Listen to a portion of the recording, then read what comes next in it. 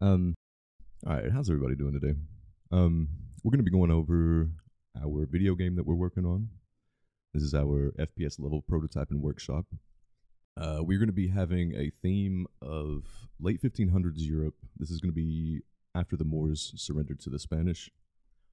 And our protagonist is going to be one of those Moors who was taken in as a slave. He has no name. He's only referred to as Moor. The Spanish people are kind of looking down on the Moors at this point in time. They think they're lesser than, so they try to communicate that in various ways. He's medium height, medium build. He's not extraordinary physically in any way. He is a little more stronger and agile than most, but not to the extent that it would be considered like a superpower or anything like that. And he prefers to use weapons and skills before he comes in and uses his physical brute strength.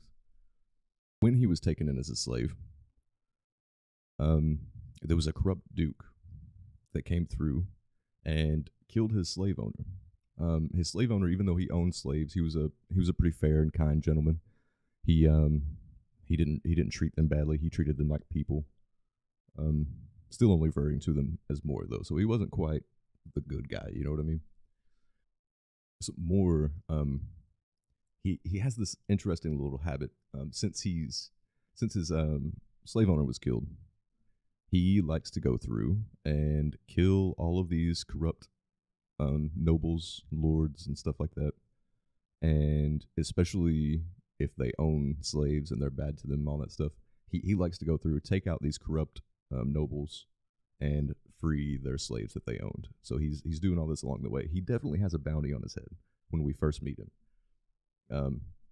He's actually been captured for the first time, and he's been thrown in the back of a carriage, and the carriage is on the way to some destination. We're not exactly sure. We are going to the protagonist, the Moor. He has been captured. Currently, this is our tutorial level that we have displayed here. All of these gray boxes are buildings. They're going to be various sizes. The dirt path looking thing is going to be the dirt path, obviously. As the tutorial starts, we will be passing through this town. This town is almost completely abandoned at this point. Like it's pretty much a ghost town. Very few people are actually living here. As the carriage passes through, this is our direction of travel from south to north on the map. Once the carriage gets to around the church, they're going to take a little break, and that gives our Moor a chance to escape. Once he escapes, he's going to have to use his agility, his speed, like stealthy. You know, he's not going to be like just running out and beating the hell out of everybody. He's going to be trying to evade everyone at first. Okay, so like I said, this is going to be our tutorial level. This is where we first start the game, meet the character, get introduced to mechanics, you know, all of these various different things. So these smaller sections are going to be pretty tight corners. There are some bigger areas in between some of the buildings at various sizes. We don't want it to be uniform necessarily. We want it to look a little more organic. Yeah, like I said, some of these narrower places, they're going to be tighter squeezes, which can be beneficial, can be a deterrent for you to take that. We will be using sort of like a parkour system. So there will be obstacles in the way in various places and different things like that. So we will be able to actually gain elevation and try to maneuver in that manner to evade the guards and stuff. It's primarily stealth is what we're going for, but if stealth fails, you got to do something. You know, think like a Assassin's Creed kind of thing.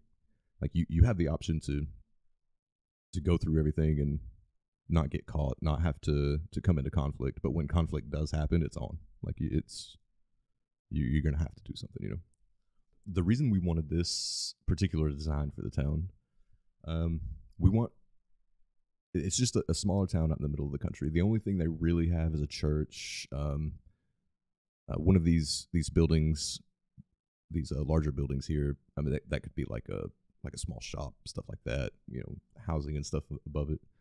But most of these are going to be residential. This is like a farming community, you know, that's just out in the middle of nowhere. There's not a lot going on. And since it's abandoned, there's like nothing here, really. It's pretty much empty at this point.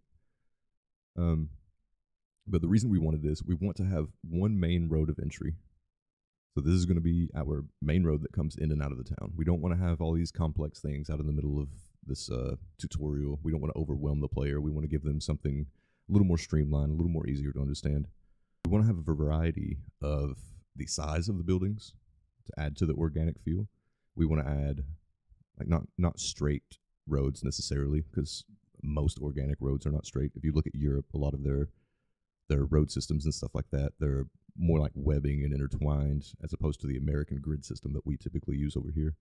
So we want to have that kind of feel to it. We want to have the look and feel of late medieval Europe. Considering that this is a more of like a stealth evasion game than strictly combat game, we wanted variety in the paths that we could take. Stealth games are pretty boring if it's very linear. If you just have one path of travel, if you don't have anything else around, stealth is kind of negated at that point. Everything feels very on rails. It feels very guided. The player has no choice in the matter. So we want to open it up a bit, and we have, like I said, variety in the sizes of these areas between the buildings. The open areas are obviously going to be more dangerous. So these larger areas in between buildings are going to be things you have to look out for, especially if you're on like one of the sides with nothing else around. Because then if you're here, then anyone in that 180 degree would be able to see you. Whereas if you're here, you can only be seen from this way or this way. So it completely restricts how you're seen. There will also be, like I said, obstacles in the way that will help prevent line of sight. It'll provide you hiding spots, things to traverse over, stuff like that, obstacles to maneuver around. It's going to add to the immersion, the feeling of suspense, the actual tactility of being in that situation, as opposed to just, hey, run over here, hide here, do this. We're going to have minimal situations where the player does not have the choice to move about in the way that they want to move about. And as you escape, you're going to have to evade the guards that are around the carriage. And eventually, we can work our way to a hiding spot down here in the bottom right of the map. Inside this building, we will be able to acquire our first gear, our starting weapons, stuff like that. Because when he was captured, they obviously took everything that he would need to defend himself and stuff like that. So all he has is the clothes on his back. That's it. He has nothing at this point. So once we do get down here to the hiding spot, then we will be able to acquire some gear. And from that point, then we are going to be going to try to take out these guards. When we take out the guards, or when we start taking out the guards, after we get a few of them down, the rest are going to come back to the carriage where the other prisoners are, and they are going to attempt to flee. They're going to try to get away. We will have the opportunity to try to stop the carriage. If you don't stop the carriage, it's not game over. It's not end of mission. It's nothing like that. You don't have to restart or nothing. But if you do stop the carriage, you will have the opportunity to not only free the other prisoners that are in there, but you will have the opportunity to retrieve some of your gear, which is better than the just basic stuff that we can find in the hiding spot. And we will be searching for the person that sent the guards that caught us in the first place. The bounty hunters, should I say.